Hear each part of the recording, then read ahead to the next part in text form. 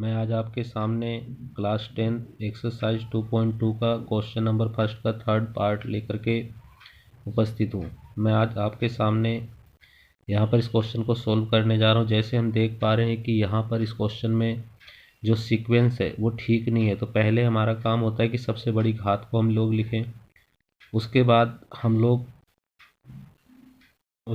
लोग छोटी घात को लिखें, फिर उसके बाद हम लोग उससे छोटी घात को लिखो। तो हमारे पास जो क्लियर सीक्वेंस है 6x² माइनस का 7x और जो है क्या नाम है माइनस का 3 है। तो जैसे हम लोग जानते हैं कि हम a और c की मल्टीप्लाई करते हैं, तो हम a और c की मल्टीप्लाई करके देखते हैं। तो a और c की मल्टीप्लाई करते हैं तो 6 × 3 = 18 आ रहा है।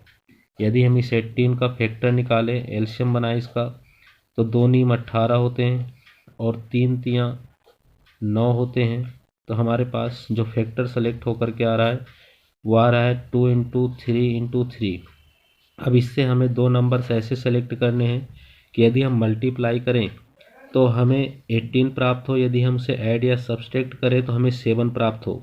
जैसे हम देख पा रहे हैं कि 9 दूनी 18 होते हैं और यदि हम माइनस के 9 में से प्लस का 2 घटा देते हैं तो हमें माइनस का 7 मिलता है, जो बी पार्ट है।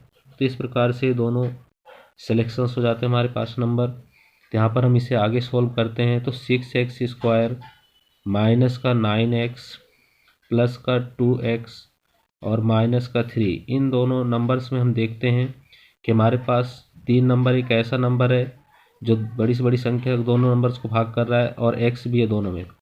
तो 3 दूनी 6x हो गए, तो यहाँ पर एक x निकल चुका, तो एक x बचा और माइनस का 3 3 9 होते हैं।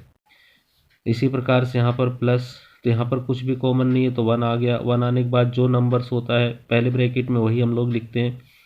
उसके बाद जो नंबर्स ब्रैकेट के अंदर उसको हम लोग एक बार लेकर 0 से कंपेयरिंग करते हैं और जो ब्रैकेट से बाहर है उसे एक बार लेकर के हम लोग 0 से कंपेयरिंग करते हैं। तो यहाँ पर हम देख पा रहे हैं जैसे 2x इधर माइनस का है तो इधर की साइड में प्लस का हो जाएगा, और x के संग जो नंबर मल्टीप्लाई होता है वो हमेशा जाके डिवाइड करता है। और इधर के साइड में 3x, ये नंबर प्लस का है तो इधर माइनस का हो जाएगा। और उसके बाद x = जो इसके अंदर मल्टीप्लाई कर रहा हूँ माइनस का 1/3 हो जाएगा। तो हमारे पास इसके दो शून्य के यहाँ पर हमें प्राप्त हो रहे हैं, एक अल्फा प्राप्त हो रहा है और दूसरा बीटा प्राप्त हो रहा है। तो जैसे हम जानते हैं इसको हम वेरीफाई करने चल रहे हैं, इसकी हम जांच करने चल रहे हैं। जैसे हम लोग जानते हैं कि शून्यकों का योगफल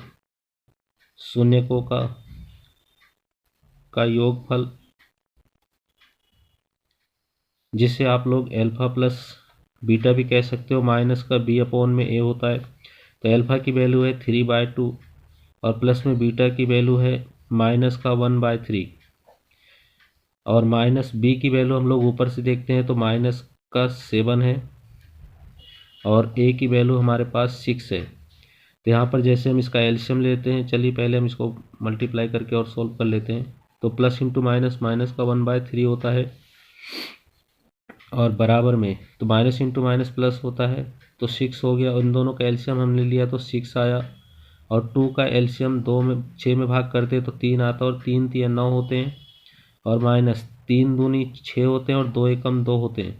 तो 7/6 तो हमारा इधर आ चुका है और 9 में से 2 जाते हैं तो 7 बचते हैं। तो 7/6 और बराबर में 7/6। तो एक बार हम लोग शून्यकों का गुणनफल भी चेक कर लेते हैं। तो शून्यकों का गुणनफल हमारे पास होता है अल्फा × बीटा = c/a।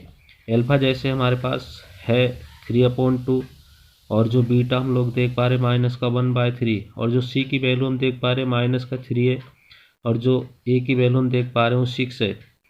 तो 3 से 3 कैंसिल हो गया तो माइनस का 1/2 और 3 एकम 3 और 3 दूनी 6 होते हैं। तो इस प्रकार से क्वेश्चन हमारा कंप्लीट हो जाता है। आप सभी से गुजारिश है कि मेरे चैनल को सब्सक्राइब करें, लाइक करें। धन्यवाद।